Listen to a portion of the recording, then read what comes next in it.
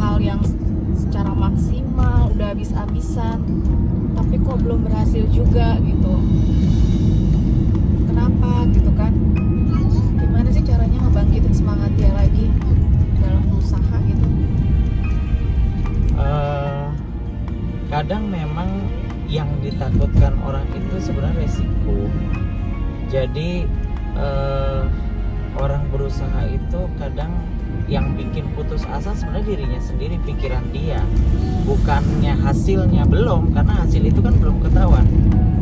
Jadi kadang dia memikirkan resikonya, terus waktu prosesnya panjang. Nah, itu yang kadang-kadang bikin dia putus asa. Sebenarnya satu, semangat. Nah, gimana cara bangkitin semangatnya?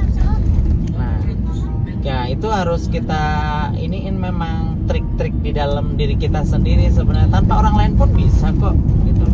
Jadi bangkitin semangatnya sebenarnya satu tuh apa? Selalu berpikir besok tuh lebih enak dibanding hari ini. Anggap aja kita besok tuh mau dapat sesuatu yang bagus, yang enak, yang nyenengin untuk kita. Akhirnya jadi pengen cepet-cepet besok nih kan. Kalau kita mau dapat hadiah kan gitu, kita pikir dulu besoknya, padahal hadiah belum datang, tapi dipikir dulu itu. Nah, setelah kita mikir besok tuh lebih seneng. Nah, lakukan hal-hal yang ada di pikiran yang nyenengin, yang enjoy untuk kita gitu loh. Jadi kita tuh lebih lebih enjoy dan selalu jadi seseorang yang selalu dinamis gitu loh, selalu baru, selalu mau berubah gitu loh. Terus kita juga jangan lupa evaluasi diri sendiri. Jadi kekurangan kita di hari kemarin apa, nah besok jangan sampai keulang lagi. Gak apa-apa kalau misalkan pun kemarin kita salah, misalkan dalam mengatasi gitu masalah, tapi jangan diulangin lagi gitu. Terus udah gitu pikiran-pikiran kita tuh harus selalu lihat orang lain itu sebagai penyemangat, jangan iri. Kadang-kadang gitu. Jadi kalau kita ngelihat orang lain, misalkan kita jadikan orang lain itu ibaratnya jadi perbandingan ke diri kita gitu. Nah, itu justru kadang tuh orang ngerasa tambah down gitu, kok dia kayak gini bisa gitu. Ya meskipun kadang-kadang apa yang kita lihat di depan itu kan kadang belum tentu seperti aslinya kan gitu. Cuman kan ada hal-hal yang bikin orang mentalnya tambah jatuh, kok dia bisa begitu sedangkan gue enggak gitu. Nah, itu gimana caranya gitu mengelola pikiran kita supaya kita tuh lebih bersyukur ya, maksudnya untuk diri kita sendiri gitu. Nah, kenapa dia bisa begitu?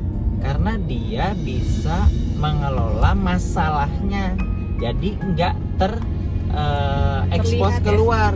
Jadi iya, akhirnya orang nganggepnya dia tuh enak, padahal belum tentu. Bisa jadi masalah dia bisa lebih berat dari kita gitu loh. Jadi jangan beranggapan bahwa kita tuh yang paling punya masalah paling berat dibanding orang lain. Jangan.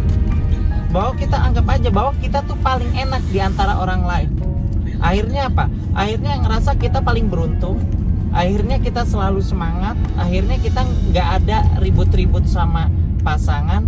Akhirnya kita selalu berkreasi untuk membuat hal-hal baru itu. Jadi jangan jadikan orang lain tuh satu bahan omongan, kedua jadi secara nggak langsung jadi kita iri gitu loh. Nah, itu hindarin iri-iri begitu sama orang lain. Karena keberhasilan dia ada waktunya, keberhasilan kita ada waktunya. Kadang aku juga seperti itu sih. Jadi kadang-kadang kok dia enak, kok dia bisa ya ini usahanya gini, kok sedangkan gue enggak. Tapi akhirnya memang aku selalu ingat sih pesan kamu bahwa setiap manusia tuh pasti punya permasalahan masing-masing sesuai dengan kadarnya masing-masing kan. Tapi ya benar tadi kata kamu sih, masalahnya dia mengekspos masalahnya enggak. Kadang kan ada orang yang memang dia diem tapi padahal masalahnya dia berat kayak gitu mungkin. Ya kayaknya sih pikiran itu cukup membantu gitu kan. Akhirnya kita bisa bersyukur gitu kan. kadang kan gini, kalau kita deket sama orang terus yang kelihatan di media sosial itu senangnya, nanti beberapa lama mereka tuh ngeluh akhirnya, oh ternyata begini-begini, oh kok nggak sesuai ya ternyata antara apa yang kita lihat sama kenyataannya. Nah itulah dunia sosial, media sosial. Jadi kadang kita tuh yang ditunjukin kadang yang enak-enak mau aja. dianggap orang tuh lebih berhasil. Jangan pikirin orang lain, lakukan potensi diri sendiri dan lihat nanti apa yang terjadi.